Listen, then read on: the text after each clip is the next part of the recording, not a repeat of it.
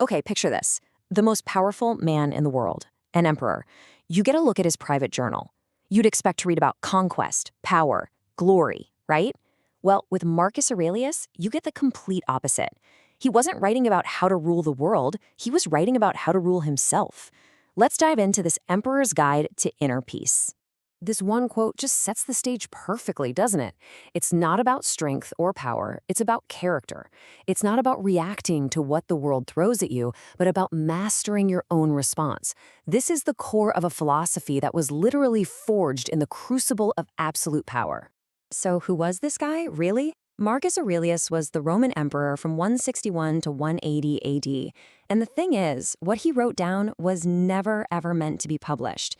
It was his personal diary, a set of notes he called To Myself. Today, we know it as Meditations, and it has become one of the most powerful guides to living a good life ever written.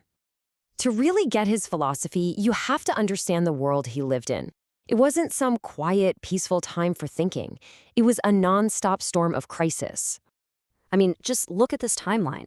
The second he gets the top job, war erupts. Then, a plague, brought back by his own soldiers, wipes out a huge chunk of the population. Barbarians are invading from the north, and then, as if that weren't enough, his most trusted general betrays him. This isn't just chaos. This was an epic, empire-level test of one man's spirit. So how in the world did he handle all of that? Well, he had a kind of operating system for his mind, Stoicism.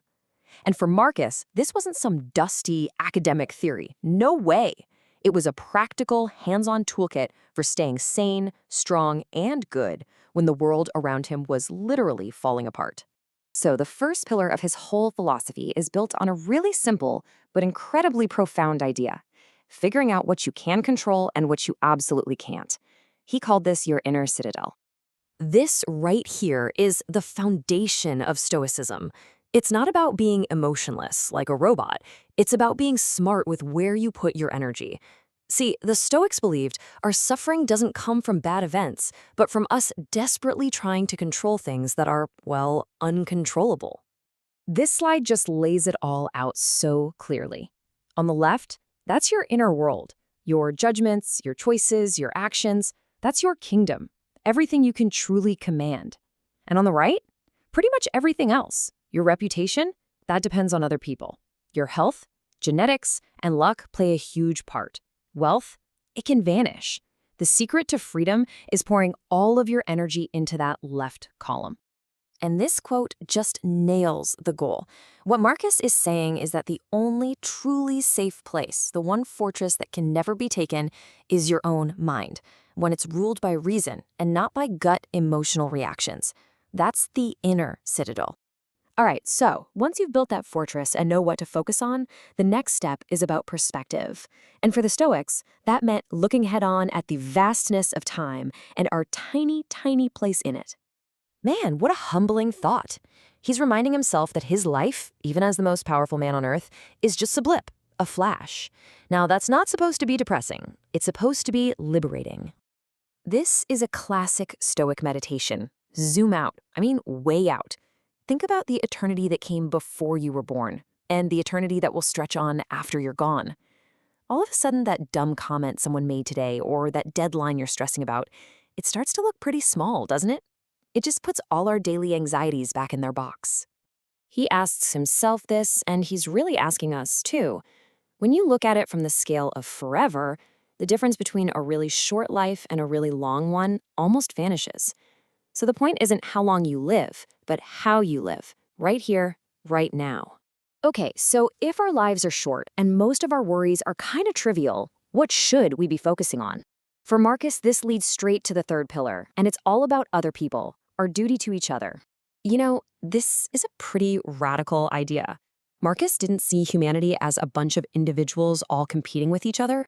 He saw us as a single organism.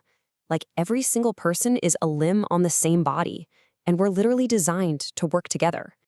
And you can see how this plays out in how we're supposed to act. It's about active cooperation, bearing with each other, helping each other, making sure what we do is good for the whole.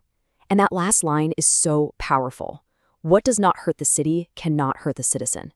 He truly believed that you can't be well if your community isn't well. Okay, so we've got our area of control, we've got perspective, and we know our duty to others. The final piece is all about practice. How do we actually use all this to stay calm when life gets messy? And there it is, the ultimate secret of Stoicism. It's not the thing that happens that upsets you, it's your judgment about the thing. The traffic jam isn't good or bad. The critical feedback isn't good or bad. The source of all our tumult and trouble is our own internal reaction, our opinion that these things are bad. The goal isn't to feel nothing. The goal is what Marcus calls tranquility. But look at his definition. It's an orderly disposition. It's about having your thoughts and feelings organized, logical, and calm, even when the world outside is pure chaos. And this is the philosophy in action. Let's say someone insults you.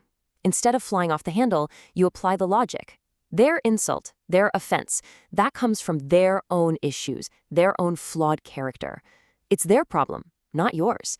And by seeing it that way, you strip away its power to mess with your inner peace. So when you put all these pieces together, you don't just have a bunch of nice quotes. You have what Marcus Aurelius built for himself, a complete, powerful, and totally timeless operating system for the human mind. It all really boils down to these 4 pillars. Number 1, know what's your job and what isn't. Number 2, use the fact that life is short to focus on what actually matters. Number 3, live for something bigger than just yourself. And number 4, remember that you, and only you, are in charge of your own peace of mind. And it's so critical to remember where these ideas came from. They weren't written in some peaceful, quiet library. They were scribbled in a military tent on the edge of the empire, by a man dealing with just unimaginable stress. This toolkit has been pressure tested at the highest level imaginable. So, we'll leave you with this final thought, which takes us all the way back to the beginning. Every single day, the world is pulling at you, begging for a reaction. But after everything we've just gone through with Marcus Aurelius, the real question isn't what's happening to you. It's what are you going to do about it? What truly is within your control?